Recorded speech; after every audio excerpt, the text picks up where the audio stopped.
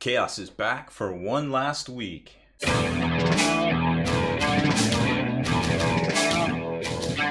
Spiky bits.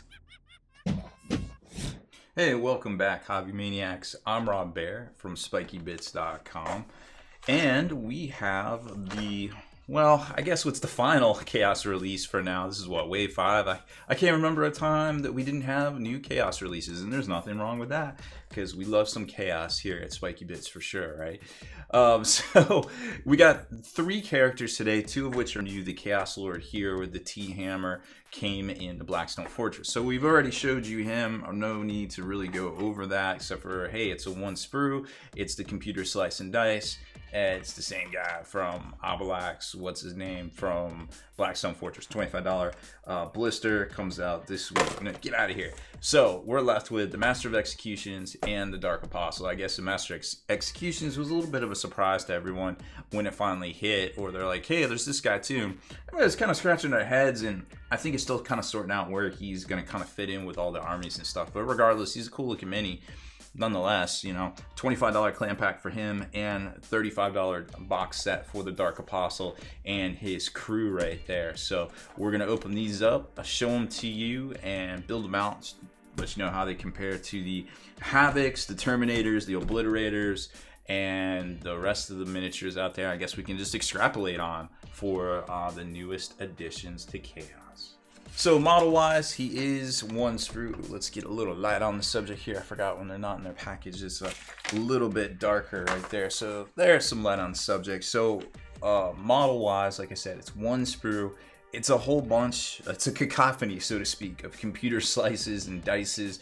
About the only thing that it looks like you could actually switch out is potentially the backpack, the arm right here, and then the head as well could be separate. So other than that, and it also doesn't come with this full stat war scroll right here, data card, because all it has is just a stat line. So we have to kind of look at the Chaos Codex, which, by the way, if you haven't got the memo yet, if you have the current Chaos Codex, just pick up the Vigilus book. I know it's been out for a few weeks, but some folks have still commented in Spiky Bits Hobbies Facebook group. They're like, wait, what do I need to buy?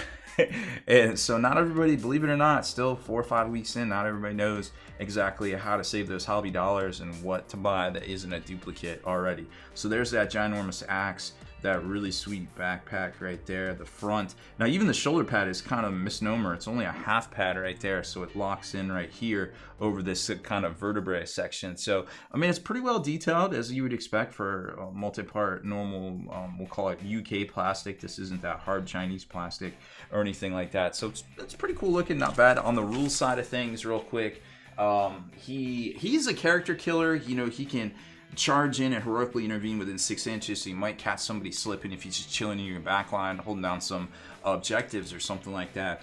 Another thing to be aware of is, you know, his axe is double strength, -3 AP and D3 damage, and for every wound roll of a 6 is going to give you that plus that mortal wound in addition to.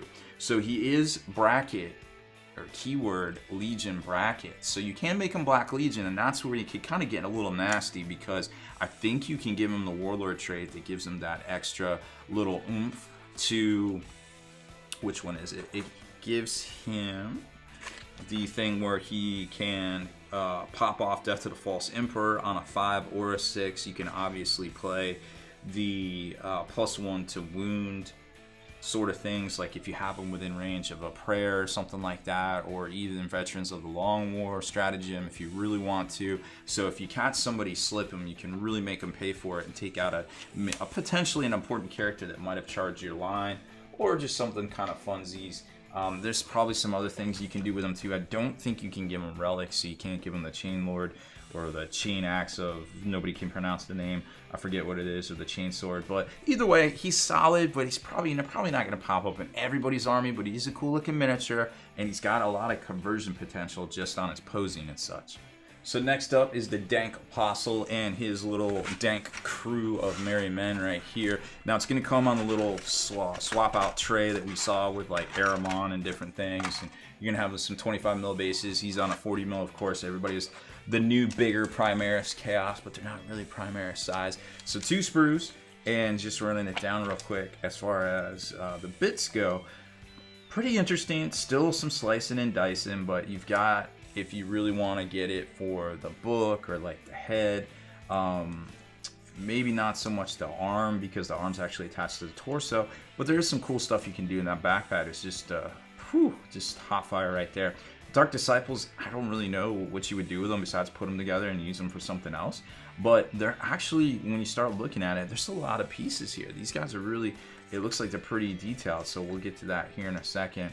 Oh, they do have that. Oh, but they don't have the Dark Prayers. Okay, so there's their basic stat lines. Now we know, these guys can't really be targeted, and there might be some folks are talking about maybe doing some exploits with the engineer objective and ITC, but I don't think you can. I think that's just people being people and trying to get exploits on everything right there. I don't think that's really going to work, and maybe the wording will come out to fix all that, so don't let anybody talk you, railroad you into that one. As far as their prayers go, that's obviously the way to take them, because as long as you pass the little roll to get them off, they're not, you can't dispel them or anything like that. They're just happening. They're in play as long as you got the proper ranges and stuff, and we'll talk about those here in a second. So here's the 2 sprues for the model before we get it together. Like I said, that backpack is hot fire.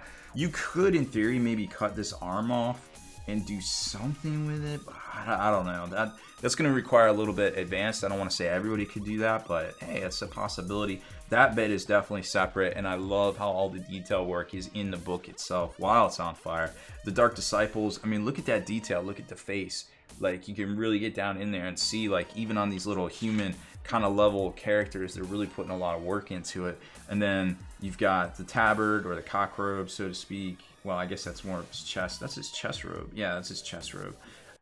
This crazy thing, I guess I didn't really see where that goes. Maybe on the back? Yeah, maybe. I don't know. We'll figure that out here in a second. We're putting together the different books and stuff for the Duders, and the ginormous little, whatever this thing is, Albatross, Hellraiser, Torture, Implement of Torture / Chaos Icon.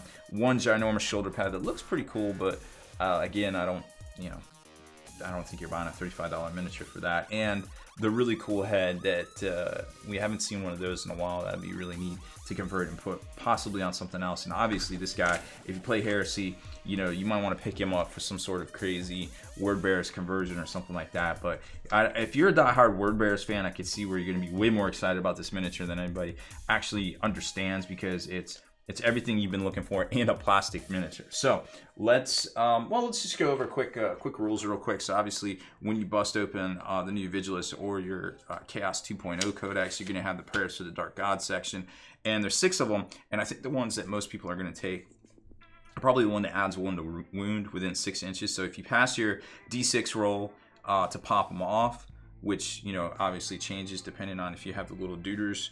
They give you +1, and then I think he has to pass it normally on a 3 up. So it just goes off, and then you're gonna have +1 to wound, and obviously that opens up a whole Pandora's box of ridiculousness, because with things like the Chain Lords that are, you could take the Warlord trait, you get extra mortal wounds on 6s. Now you're getting extra mortal wounds on 5s. Not Veterans of the Long War, but the other one, the built-in ability that gives you rerolls to hit in combat, being within range of Abaddon's, all hits and rerolls. So if you're Black Legion, you make him your Warlord, you can do all sorts of different things. If you take the Devastation Battery, you do Punishing Volleys. If you're shooting off stuff, you don't have to worry about getting extra attacks on 6 in combat, but the +1 wounds and things are going to be money. And say, for instance, that you just need an addition to your hit rolls. You could do that too with the Warp-Sided Plea on 4, or on the 4 prayer power as well. So add 1 to hit rolls for attacks made with a ranged weapon. So that does well with the Punishing Volley, which is from the Devastation Battery, also with Endless Cacophony. So there's a lot of different ways to go about it. I think those are probably going to be the most useful ones that are already seeing play out there, to be quite honest. So lots and lots of combos, but I think just the fact that this guy, his prayers go off on 1 dice roll, can't be dispelled, is pretty solid. For sure that we're going to see a lot more of this guy on the tabletops in the future. All right, let's get him built up, compare him to the other miniatures out there, and get out of here so everybody can have a good weekend this middle of April 2019.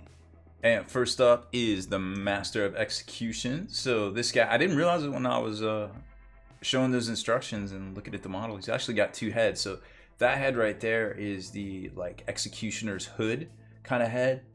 I know he looks like that guy from Fat Albert a little bit, but no, it actually, when you paint that up all black and like executioner hoodie, I think it'll look just fine. So there he is. Obviously he's Primaris size. Primaris, not Primaris. There's how he stacks up to a Havoc. Pretty beefy, pretty up there. Then you've got a Terminator, one of the new Terminators as well. So he's about taller than that. So all these guys have been eating their Wheaties, drinking their Cheerios and their Flavor Aids and all sorts of things. Here you can see a little bit gapping along the seam right there. Just probably missed a little spot. I forget. I actually just noticed that. But for the most part, all their seams and stuff are kind of hidden pretty well underneath and around things. Like you can see that vertebrae that I showed you earlier, that front half of the shoulder pads looking pretty good. So I'm pretty happy with this model.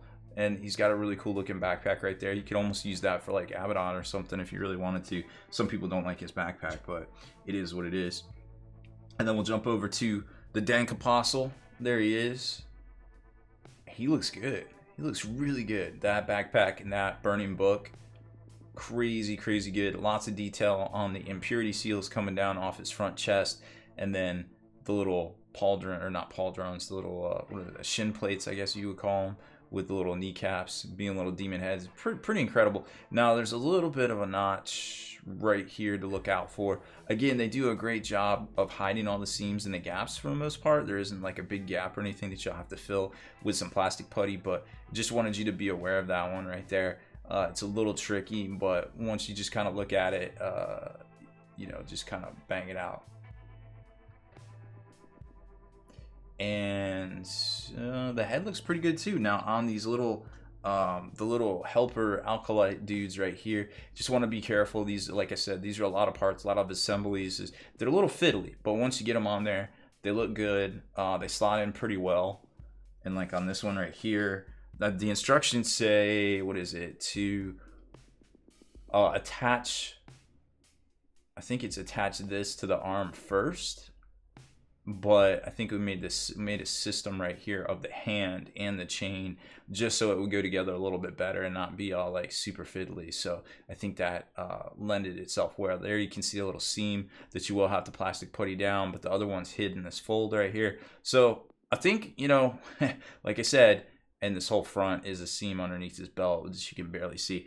They hide them very well. So I'm pretty happy with the design and the execution of most of these models right here. And we showed you the Thunderhammer guy already when Blackstone Fortress came out there at the holiday. So overall, I think they're great looking miniatures for what they are. Obviously the new Primaris, not Primaris size, from Games Workshop. Let's see, so here there's the Dank Apostle and the Master of Executions, and then you've got them compared to a little Terminator. So the characters are going to be a little bit bigger, and then an Obliterator is still bigger on a 50 mil base, and boom, there they all are. So that's it for this one. Thanks for hanging in there. Thanks for watching our unboxing build of the Master of Executions and the Dank Apostle and his little unfriendly friends right there. So make sure you hit that subscribe button and turn on notifications so you can be the very first to like and comment on all our videos.